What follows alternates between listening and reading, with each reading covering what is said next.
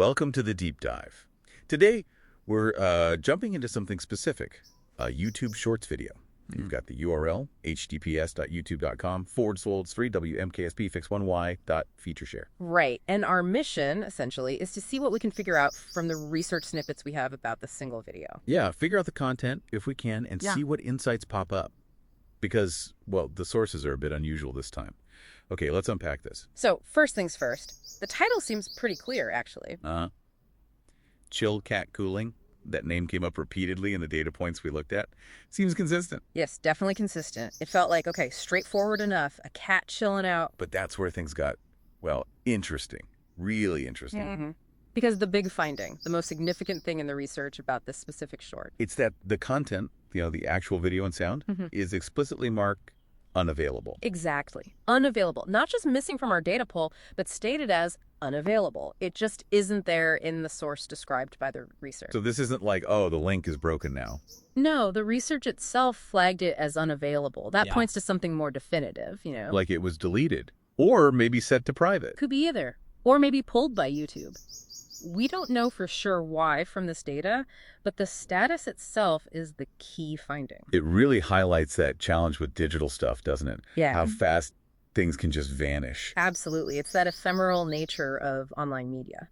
We went looking for a cat video, and its absence became the first real insight. Kind of ironic. It really is. A missing chill cat tells its own story. Yeah. But okay, the deep dive didn't just stop there, did it? No, definitely not. Even without that specific video, digging around the context, the digital neighborhood, you could say, that turned up some useful bits. Like the channel at Chilled Cat Music. Right. That channel had, 7.68 thousand subscribers and 153 videos listed, so not insignificant. But the key detail was that note, wasn't it? The critical bit, yeah. The channel itself apparently states, this channel won't have future uploads. So an inactive channel. Exactly. And what's fascinating here is you start to wonder, is there a connection? The channel goes inactive and maybe related content, like our target video, also becomes unavailable. It suggests creators stepping away can directly impact whether their older stuff stays online. Precisely. Privatizing, unlisting, maybe eventually deleting. It just shows how creator decisions really influence what sticks around. Makes tracking this stuff really hard. And then there was that playlist discovery, too. That was wild. Oh, yeah, the Mellow Cat playlist. Cat Shorts. The scale of it. Over 1,000 videos. 1,009, I think it was. Yeah. And racking up, over 15,000 views? All described as bite-sized meow content for your viewing pleasure. Yeah, bite-sized meow content. It just screams niche internet culture, doesn't it? It absolutely does. It shows there's a huge, appetite for this quick, short-form cat stuff. No question. It's a really popular, vibrant niche. Cats plus short videos seems like a winning combo. But even with all that cat content out there, our specific chill cat cooling is, well, it's a ghost. A digital ghost. And it reminds you, even in a popular space, not everything lasts forever online. We also had to be careful, right? Filtering out things that weren't relevant, like those channels about wholesome stories or vlogs. Oh, for sure. You get a lot of noise in search results. You have to maintain focus, stick to the chill cat trail, as it were.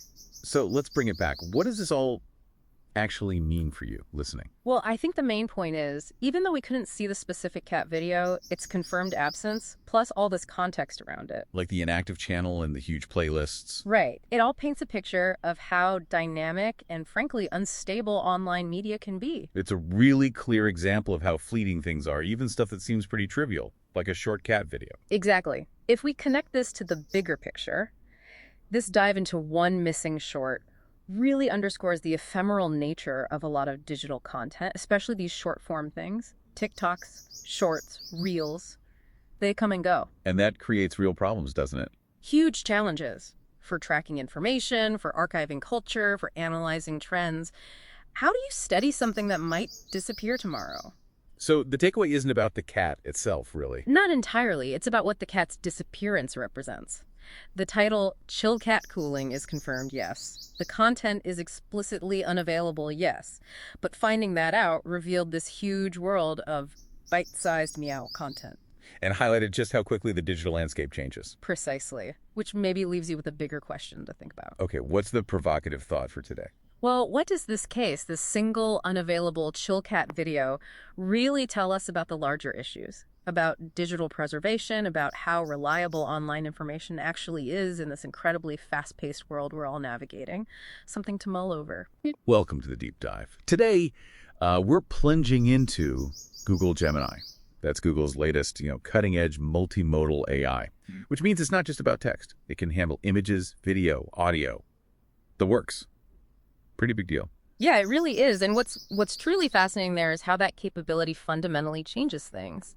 How you interact with AI, I mean, it's a significant leap forward. It positions Gemini as this incredibly versatile tool. You can use it for complex problem solving or getting creative with content generation. Right. And the fact that your starting point for this deep dive was actually a YouTube review URL, that kind of says it all. It really underscores that Gemini's designed from the ground up to handle all these different kinds of data, not just words on a page. Okay, so our mission today seems pretty clear then. We're going to try and unpack what Gemini can actually do. Look at the different versions, the tiers they offer, and then, importantly, explore how it's actually performing out there in the real world, inside the whole Google ecosystem. Especially where, what users are actually experiencing sometimes seems a bit different from the promises. So when we talk capabilities, that advanced multimodal processing, that's really the headline feature, isn't it? Absolutely. It's the defining characteristic. It's not just reading words. It's making sense of everything together. Think of that YouTube review you mentioned. Gemini could potentially, identify things in the video frames. Exactly. Identify objects, scenes. It could transcribe the audio, pull out the key points, even analyze, complex visual stuff or sounds within the video itself. And beyond just the media side, it's also showing remarkable skill in code analysis and generation. Oh, interesting. So for developers, huge for developers. It can spot issues in existing code or even generate new, efficient code snippets, and across different programming languages, too. Another really key thing is its real-time information access. Through Google Search. Directly through Google Search. So its answers can stay pretty consistent with, the latest stuff online. That's a big plus for research tasks. Okay, let's switch gears slightly. How has Google actually packaged this? You mentioned tiers. Right, it comes in different flavors. There's the free version, which runs on the 2.5 Flash model. And honestly, it's surprisingly capable. It's fast, seems largely accurate for many things, and it is connected live to the internet. And how does it stack up against, say, the free Chat GPT? Well, it offers a higher token limit. That's the amount of text it can handle in one go. Plus, image generation is faster, apparently with no hard limits, though. Yeah, though. Well, full disclosure, as you've hinted, the image generation can be a bit quirky. Don't be shocked if your AI cat suddenly sprouts an extra tail or something. It can produce illogical results sometimes. Huh? Okay. Good to know. So that's the free tier. What's next? Next up is Gemini Advanced. This uses the more powerful 2.5 Pro model. This is where you get into the serious stuff like complex tasks, deep research dives, and creating custom AI bots called gems. Gems. Yeah, gems. They let you tailor Gemini for very specific tasks or give it specific knowledge sets. So it becomes more like a personalized assistant for your particular workflow.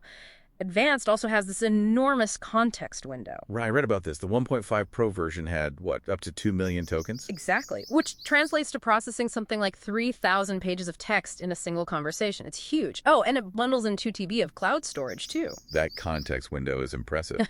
But here's where it gets interesting. Professional reviews often praise the 2.5 Pro model, saying it hallucinates less, it's more accurate. But then we've also seen user feedback, anecdotal reports maybe, saying the opposite. Increased mistakes, even claims of it lying or introducing bugs. What's going on there? Yeah, that conflicting feedback is really telling, isn't it? It underscores just how dynamic AI development is right now. It highlights that tension, that critical balance between achieving peak performance in controlled tests versus optimizing for efficiency and reliability when you roll it out to millions of users. It's a balancing act, and Google's clearly navigating that right now. So it might perform differently in the wild compared to the lab benchmarks. Precisely. And then there's Gemini Ultra. That's the top tier, Google's most powerful model. Designed for really highly complex, intricate stuff, it was the first model to actually beat human experts on the MMLU benchmarks. MLU? Yeah, it tests knowledge and reasoning across 57 different academic subjects. Ultra showed, literally superhuman performance there. But it's the biggest, the slowest, needs way more computing power, and it's not widely available yet. Got it. So where do most people actually encounter Gemini day to day? It's in Google Workspace, right? Yeah, that's the main integration point now, yes. across Gmail, Docs, Sheets, Meet, Drive. And how's that working out? Well, for things like Gmail and Docs, it seems largely helpful, summarizing long email threads, drafting replies, maybe outlining documents. Okay. But we have seen reports and some reviews mention notable challenges, particularly in Google Sheets. Things like summarizing data pulled from Drive or Gmail into Sheets that seems prone to inaccuracies. That specific last mile of integration seems tricky. Interesting. So having a powerful AI brain doesn't automatically mean it works perfectly when you plug it into complex apps like Sheets. Exactly right. It highlights a crucial point. That last mile problem, integrating the AI smoothly into specific workflows, handling all the messy data formats, keeping it accurate across different apps, it's a huge challenge. User feedback makes it clear. Even these advanced models can stumble when they have to pull together and synthesize information from different places, which, just underscores why we still need humans in the loop. Right. Okay, so let's try and wrap this up. What's the big picture for someone listening? Gemini is clearly powerful. It's multimodal, capable of some impressive reasoning, handles long contexts well, especially if you're deep in the Google ecosystem. It's a serious player. Definitely a serious player. Yep. But connecting this back, despite all the impressive tech, that need for human oversight, it's still absolutely paramount. These advanced AI models, they're not perfect. They're not infallible. User feedback keeps showing inconsistencies, especially around accuracy. And yes, those hallucinations still pop up in real-world use. It really reinforces the idea that AI tools are here to augment our intelligence, not replace it, especially for critical tasks where you just can't afford to be wrong. So a powerful tool, but one that needs careful handling and verification. Exactly. Which leads us to the final thought for you, the listener. Oh. As AI keeps evolving at this incredible pace, what's your strategy going to be? How will you leverage its power while still being vigilant, still checking its work?